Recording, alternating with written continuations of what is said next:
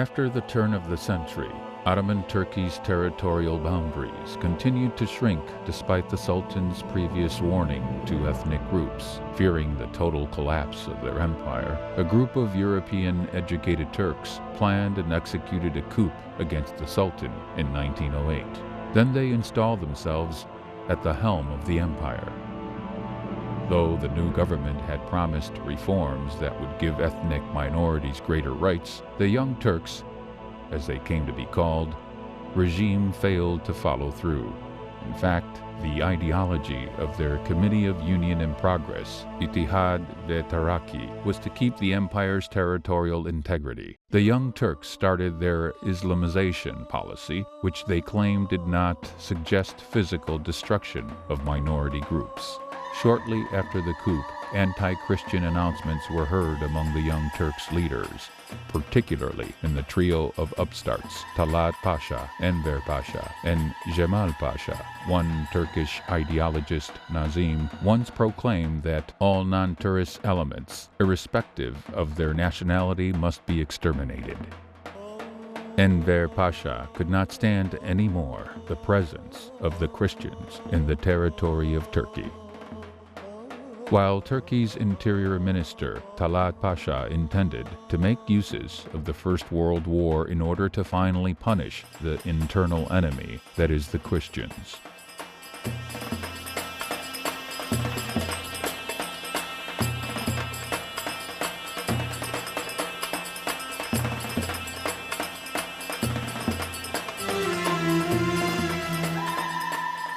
The First World War burst out in 1914. Germany, Great Britain, and Russia desired to redistribute the world in order to obtain more possessions. The Young Turks allied their empire with Germany and the Central Powers against the Allies France, Britain, and Russia. The Allied states used the liberation movements of ethnic minorities against Turkey, considering themselves as defendants of minority groups living in the Ottoman Empire. Assyrians and Armenians, in turn, pinned liberation hopes on the Allied states supporting them in every possible way.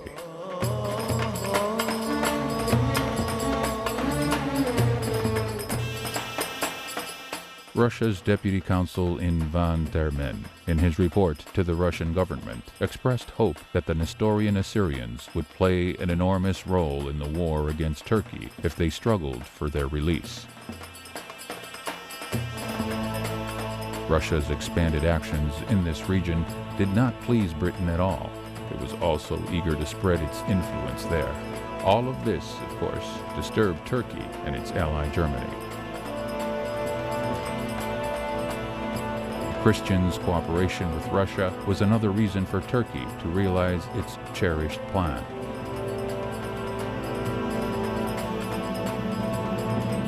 The Ottoman authorities, following the Young Turks' order, began to openly implement the program. The genocide appeared to be its logical consequence.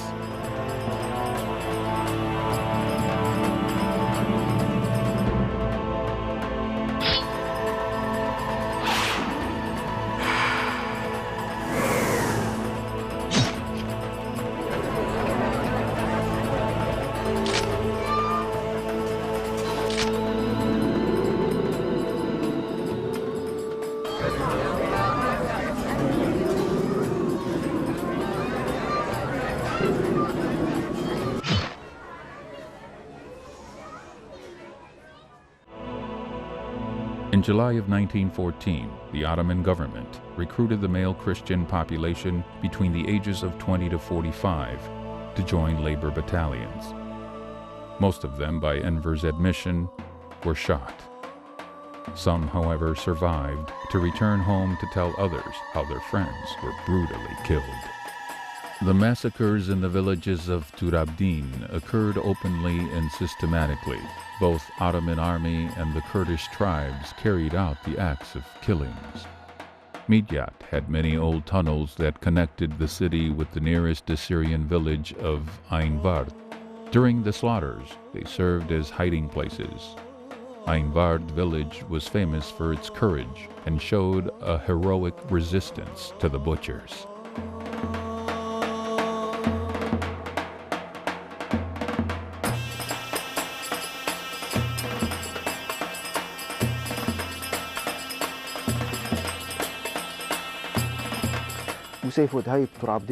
In Turabdin, however, two villages could defend themselves and resist the Ottomans. The first village was Ainvardo, that lies 7 kilometers to the east of Midyat. The people of this village could resist the Ottoman army and their allies, the Kurdish tribes. The second village was Hazakh, that lies between Midyat and Gziro, Jazireh.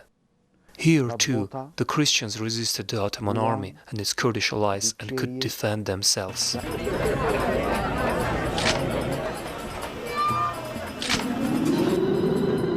When the Ottomans openly started the killings and the persecutions of the West Assyrians, Syrian Christian, in the region of Turabdin, in Upper Mesopotamia, they used special tactics to reduce the fear of the Christians by telling them that the killings were directed at Armenians only.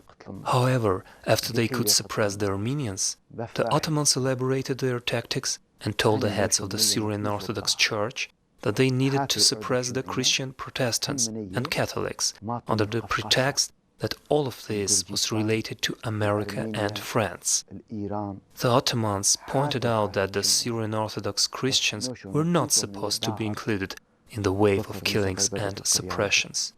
This way the Ottomans could get rid of the Christians, one after another.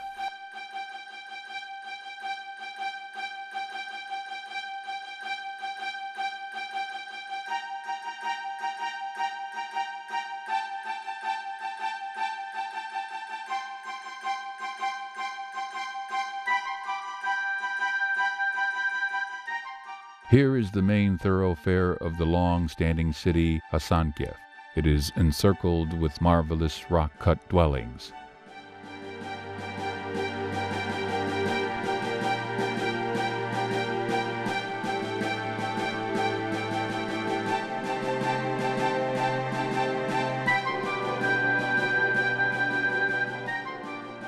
The name Hasankeyf derives from the Assyrian phrase Hisni Kipa, meaning rock fortress.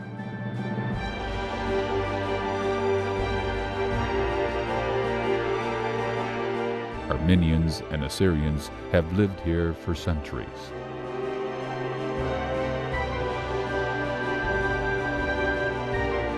The Christian people of Hasankeyf, too, heard about the killings. To make sure that the rumors were true, they sent out 5 men to Midyat. After their arrival in Midyat, killings began in Hasankeyf. Those 5 men were miraculously saved.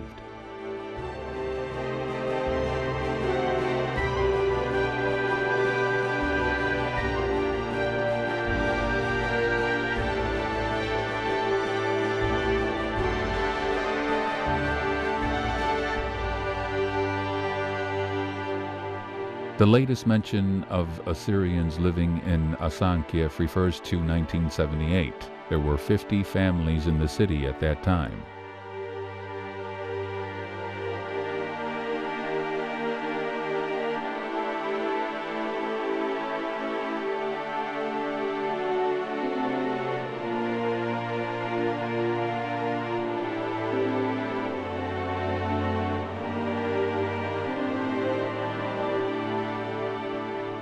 Thousands of Assyrians from Mardin who survived the killings tried to seek refuge in the French mission, but hundreds of them lost their lives because of hunger and disease.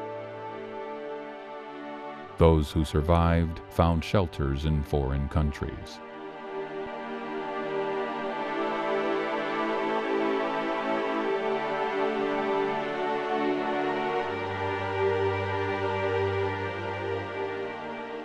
In 1915, from May 10 to 30th, 1,200 Assyrians and Armenians from Diyarbakir were arrested.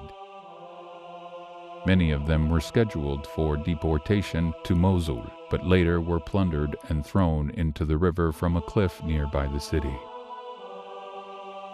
The gendarmes would stand along either sides of the river and shoot them one after another. Here is the cliff and the river flowing peacefully below. They are the silent witnesses of bloody crimes.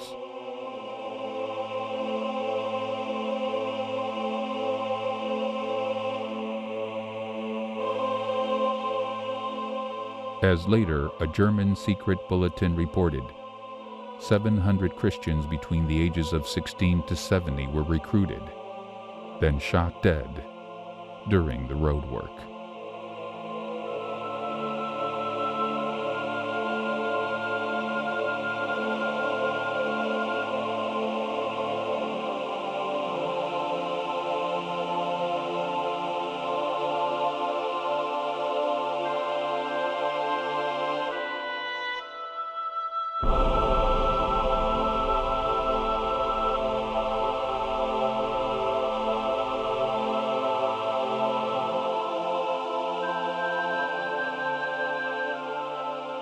These are only smallest episodes from severe mass killings that were taking place in Western Armenia cities and villages.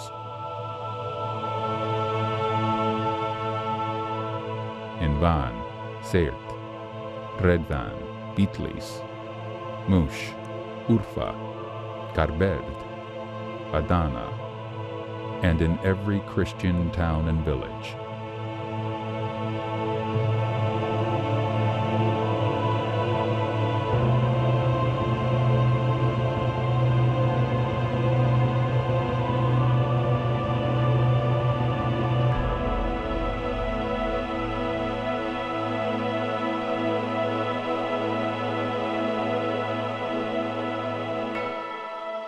Towards the beginning of the 20th century, Van was encompassed with beautiful parks and gardens.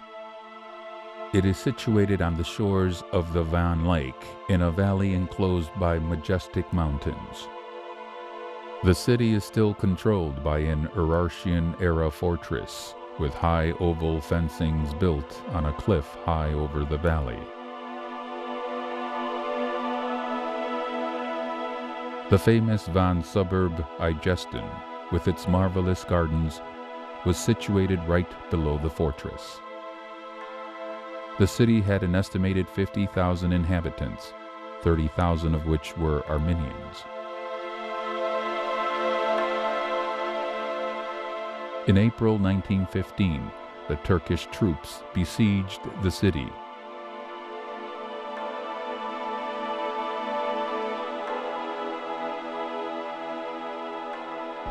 The heroic defense of Van began. Every resident of Van, including men, women, and children, vowed to fight till the last drop of their blood.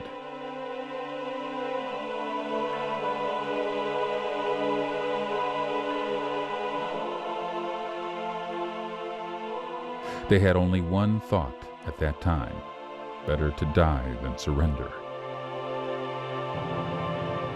All of them were fighting with great patriotism and vigor. Along the Armenians were Assyrians from surrounding territories. The priest Kasha of the Assyrian-populated village of Kano was hailed for his incredible valor and heroic death. There was also another Assyrian warrior named Sahak. Due to the 30-day resistance, Van was spared.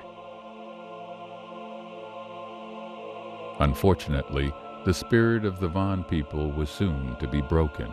They were forced to be taken from their homes, never to see them again.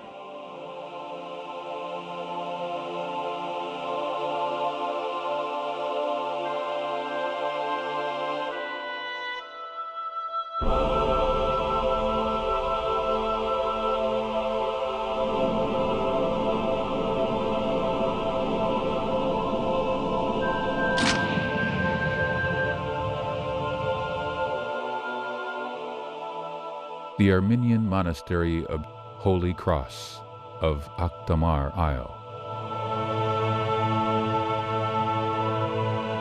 It stands today as a forlorn beauty, abandoned and so alone, dishonored and violated.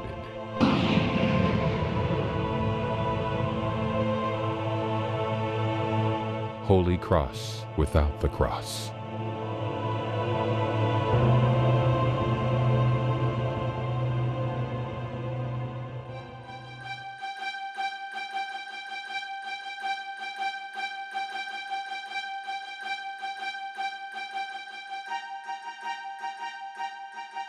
In December of 1914, with Russia's final retreat from Armenia,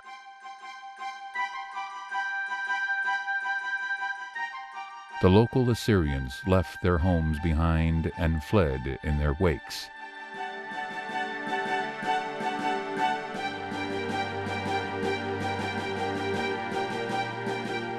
Although in November, Persia declared its neutrality, the region of Armenia free of the Russian troops at that time was gradually occupied by the Turkish military forces.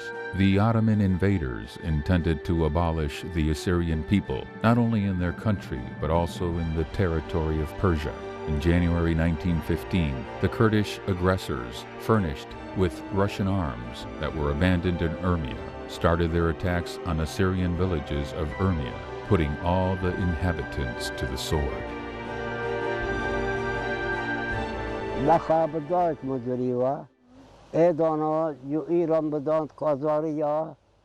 During the Qajar's governance, once a year the Kurds from the upper villages would raid our villages and sack our properties. Each region had its own head. It was Sardars in Urmia and Kurd Aghas in Kurdish villages. But under Reza Shah rule, we were at peace.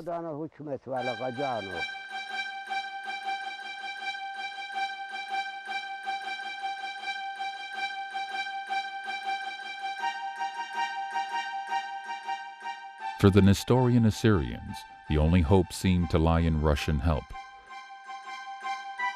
Help that had been promised so often, but had never been given. The Tsarist government had interest in the region and was trying to use this against its hostile enemy, Turkey. Russians urged the Highlander Assyrians to rebel against the Ottoman Empire in support of the Russian army. But in 1915, the Hakkari's Assyrian independent tribes raised a rebellion and were exterminated because they did not get the expected support from their ally.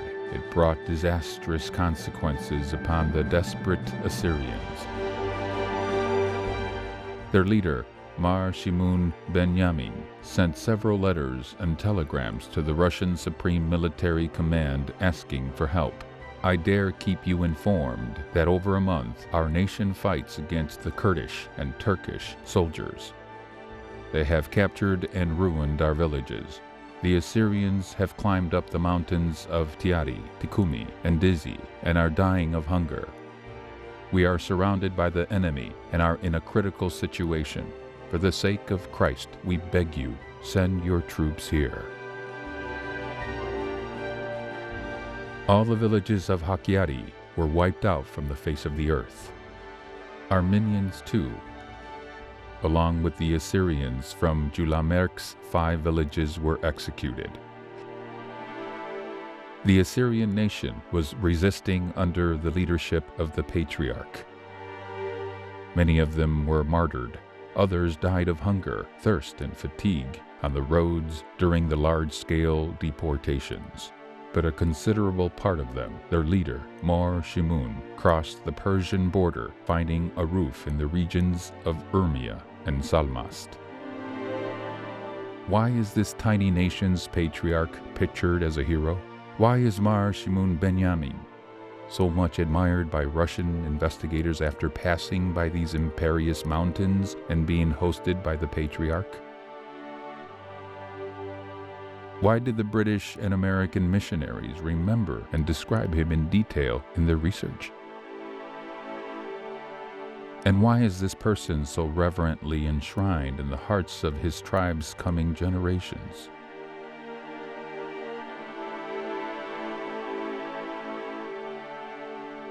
Mar Shimun Benyamin.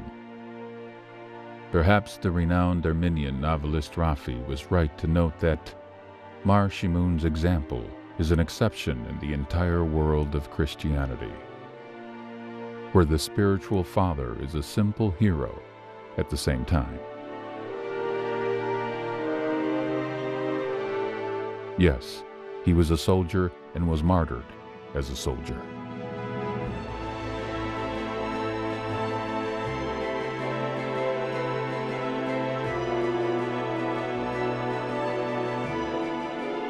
At that time, the Russian newspapers and magazines published much about the crimes implemented against Armenians and Assyrians. There were several accounts left by the missionaries. For instance, the heads of the Russian mission, the Bishop of Salmast and Supergan, would report in the Russian press how the villages were being plundered by the Turks and Kurds. Many were murdered, among them clergymen, the Metropolitan Mart Duma Odu, and many others.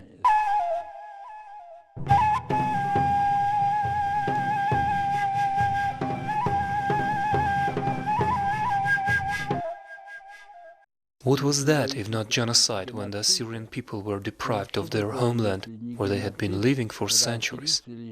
After the events of 1915 and the First World War, the Assyrians had lost their historical homeland. They were deported, scattered throughout the world, becoming immigrants forever. Assyrian communities formed in Russia, America, and Europe.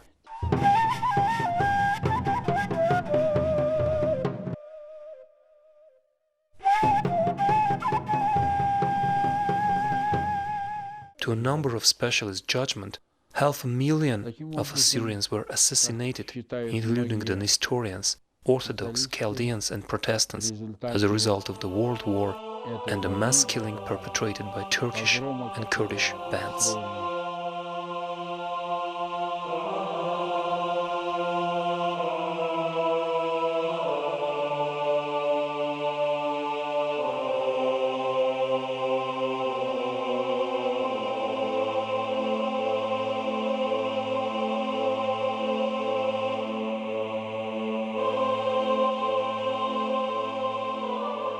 Countless people massacred, unburied bodies left on the roads during deportation, countless women raped, captured Christian beauties imprisoned in Muslim harems, countless people forcibly converted to Islam.